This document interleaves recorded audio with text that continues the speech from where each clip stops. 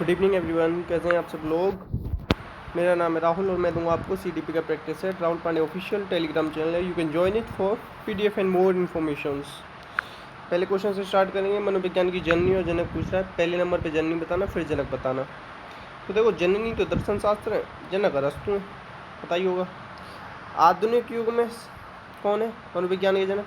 William Wundt को मानते हैं, क्योंकि इन्होंने लैब स्थापित करी थी 1879 जर्मनी में। और अमेरिका के अंदर किसे माना जाता है? विलियम जेम्स को माना जाता है। ये दोनों फैक्ट याद रखना। बहुत सारे लोग इसे मानते हैं आधुनिक युग में। अगर आप लोगों को ऐसा लगता हो तो कमेंट बॉक्स में पूछ लेना, ठीक है। रुडोल्फ गोल्काई ने सबसे पहले यूज किया था ये 1590 में, साइकोलॉजिया नाम की किताब में, ठीक है। ये भी याद रखना। नेक्स्ट, यह कथन किसका है कि मनोविज्ञान का अतीत लंबा है, इतिहास कम है? तो एविंगस ने कहा था। इन्होंने निरर्थक शब्दों का यूज़ किया था, याद रखना। वाटसन व्यवहारवादी है, व्यवहारवाद दिया था इन्होंने, ठीक है। बेटे का नाम अल्बर्ट था वाटसन के, याद रखना। फ्राइड ने मनोविश्लेषणवाद दिया है, मनोलैंगिक सिद्धांत दिया है, इडीगो सुपर ईगो दिया है। विलियम जेम्स ने क्या दिया है बताओ? प्रिंसिपल ऑफ साइकोलॉजी और टॉक टू टीचर्स। चेतना को एक बुरा शब्द माना था इन्होंने, ये भी याद रखना। आंसर ए होगा। नेक्स्ट, मनोविज्ञान की वह शाखा बतानी जिसमें व्यवहारिक समस्याओं के समाधान और उनके उपयोग का वर्णन किया, इसे अनुपयुक्त मनोविज्ञान कहते हैं, अप्लाइड साइकोलॉजी, ठीक है, याद रखना। मानवतावादी कौन है? मानवतावादी दो हैं, कार्ल रोजर्स और अब्राहम मैस्लो, ठीक है, याद रखना। अच्छा, आप में से किसी को क्या वाइगोत्स्की का पूरा नाम पता है? लेव वाइगोत्स्की मत बोल देना, लेव वाइगोत्स्की के बीच में भी एक शब्द आता है, किसी को पता हो तो बताना। नेक्स्ट, विलियम वुंट ने कौन सी विधि दी थी? सीधे इतना समझो, केस विलियम वुंट ने दी थी अंतर्दर्शन विधि। कौन सी? अंतर्दर्शन, ठीक है। 1879 कार्ल मार्क्स विश्वविद्यालय लिप्जिंग जर्मनी में लैब खोली थी इन्होंने। इनके शिष्य का नाम टिचनर था। चेतना पे जोर दिया था, संरचनावादी हैं, इतना याद रख लो। आंसर हो जाएगा सी। बाह्य दर्शन विधि किसने दी है? वो दी है वॉटसन ने, ठीक है, याद रखना। नेक्स्ट, अंतर्निरीक्षण, वही बुंट वाली, उसके बारे में कौन सा असत्य है? तो इसके बारे में असत्य, ये कभी भी विधि ना बालकों में प्रयोग नहीं की जाती, तो आंसर हो जाएगा डी। अच्छा, बुंट की ये किताब लिख लेना। कौन सी?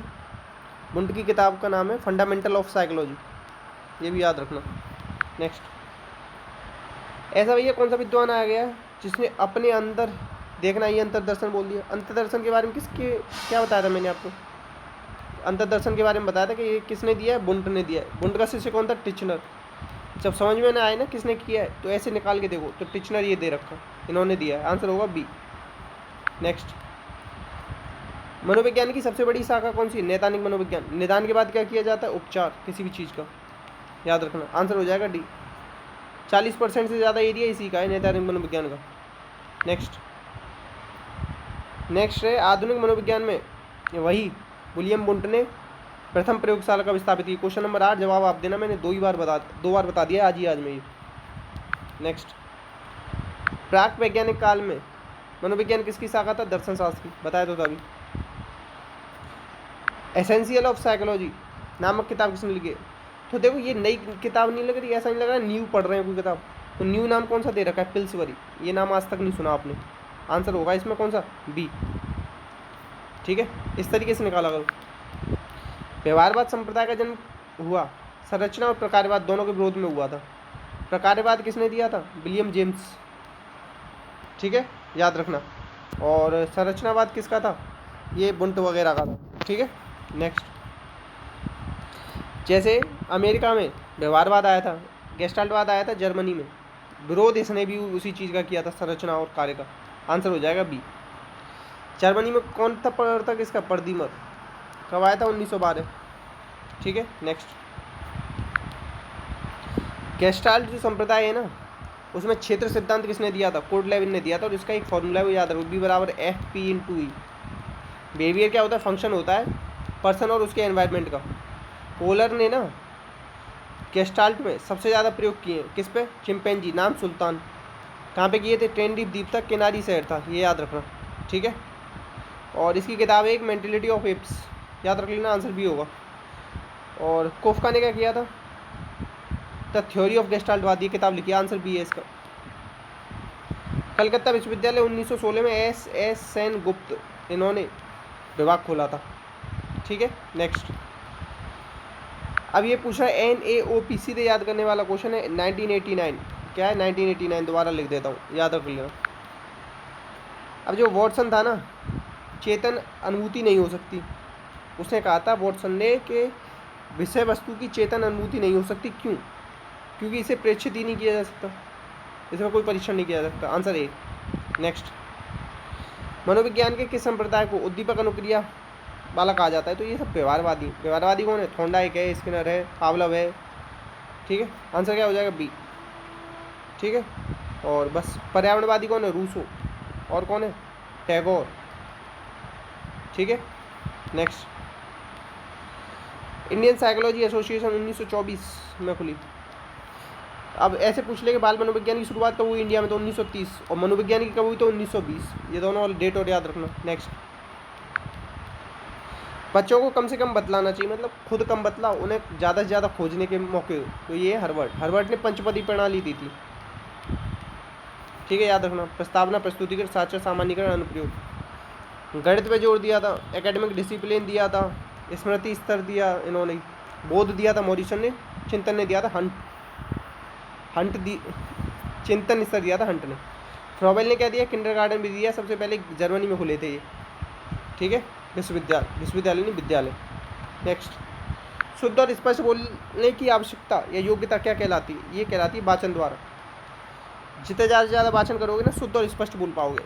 जैसे बच्चे को ज़्यादा से ज़्यादा बोलता है तभी तो पता है। गृह कार्य का उद्देश्य सभी होते हैं, आत्मविश्वास भी बढ़ता है, समय का सदुपयोग और स्वाध्याय भी करने लगता है। नेक्स्ट है, छात्र शुद्ध कब लिख पाएगा? कोई छात्र शुद्ध कब ले? जब उसमें डंडे बजा दोगे तो गलत हो गए दोनों। जब एक गलत तो ये भी गलत।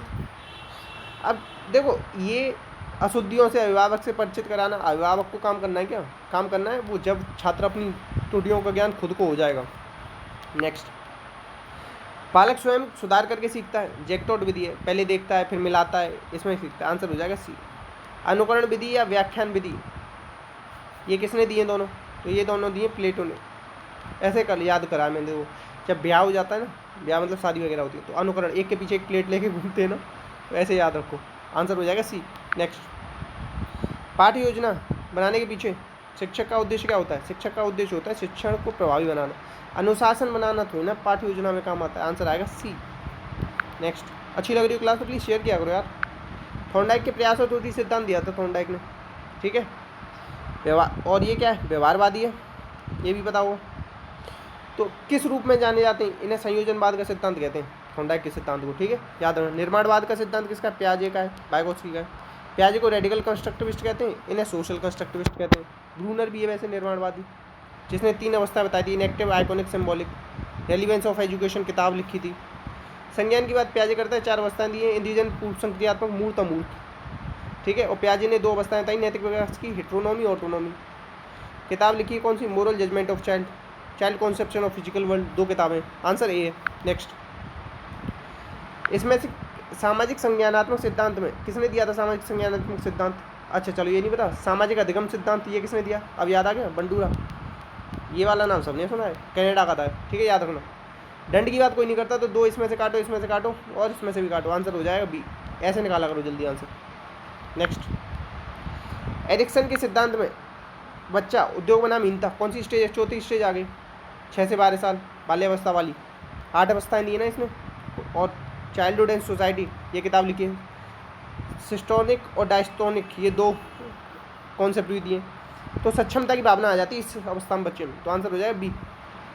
नेक्स्ट। मनोविश्लेषण सिद्धांत किसने दिया था? फ्राइड ने दिया था। किसने? फ्राइड। नैतिक घटक होता है प्रारंभ में। अहम क्या करता है? संतुलन बनाता है।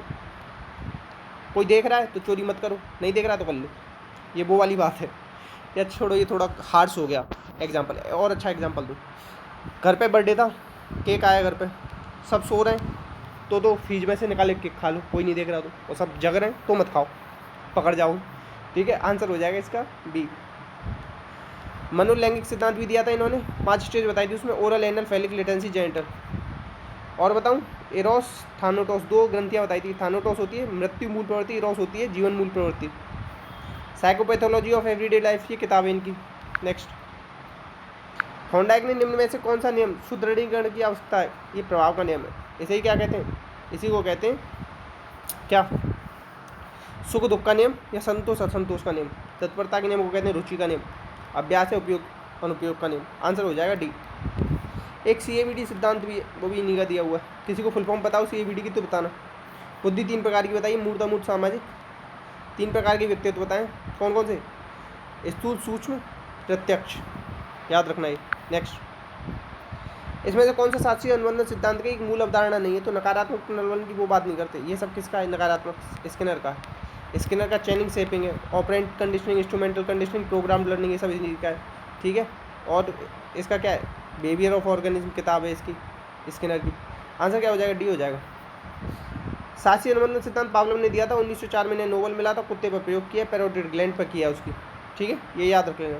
लिएंडर एंडरसन ऐसा आदमी था जिसने पावलोव के प्रयोग को शिक्षा में यूज़ किया था, ये भी याद रखना। उद्दीपक सामान्यीकरण हो जाता है, सीखना अस्थायी होता है, याद रख लो। नेक्स्ट, डैश मनोविश्लेषणवाद सिद्धांत का अंतिम चरण होता है, कौन सा होता है? Oral, anal, phallic, latency, genital. बताया था ना, जी से जेनिटल, ऐसे याद रख लो। आंसर होगा डी। अच्छा, ये पूछ लेता है किस अवस्था में जो लिबिडो होता है ना वो असक्रिय हो जाता है, मतलब सक्रिय नहीं रहता? तो ये होती है तीसरी अवस्था, फेलिक।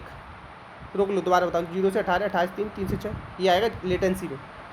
ये जो अवस्था है ना, इसमें लिबिडो, डायरेक्ट क्वेश्चन पूछा जाता है, लिबिडो किस में सक्रिय नहीं रहता? इसमें सक्रिय नहीं रहता है, लेटेंसी वाले में, याद रख लेना, पूछ लेगा इसे। फेलिक में 2 ग्रंथियों की जिक्र करा है, ओडिपस और इलेक्ट्रा। इलेक्ट्रा लड़की में होती है, पापा से प्रेम होगा। ओडिपस लड़के में होगी, मम्मी से प्रेम होगा। ठीक है, आंसर क्या बता दिया मैंने आपको? इसका आंसर बता दिया, जनन। नेक्स्ट, अब ये कह रहा है अंतर्दृष्टि सिद्धांत। अंतर्दृष्टि सिद्धांत में आता है आहा मूवमेंट। ठीक है, तो इसमें कौन कौन सी चीज़ आएगी भैया? अंश तो आएगा नहीं, पृथक तत्व तो आएगा नहीं, पूर्ण आएगा। तो आंसर हो जाएगा बी। कौन लेके आया था? बर्दिमन लेके आया था गेस्टाल्टवाद सिद्धांत, उसी की देन है 1912 में। आहा मूवमेंट होता है इसमें। ठीक है, ये याद रख लेना। नेक्स्ट, निम्न में से कौन सा मनोवैज्ञानिक अनुभव सिद्धांत के लिए जाना जाता है? अनुभव की बात कौन करता है? कोल्ब थ्योरी है ना, एक्सपेरिमेंटल थ्योरी कहते हैं इसे। जॉन डीवी की किताब है एक, हाउ वी थिंक, इंपॉर्टेंट है। 5 प्रकार का चिंतन बताया है। और कौन सा है? डेमोक्रेसी एंड एजुकेशन, प्रगतिशील शिक्षा के जनक हैं। कोलबर्ग को क्रिटिसाइज किया था कैरोल गिलिगन ने। लेवल बताए थे 3, स्टेज बताई थी 6 इन्होंने। ठीक है, याद रखना। जेंडर कॉग्निटिव थ्योरी भी किसकी है? कोलबर्ग की।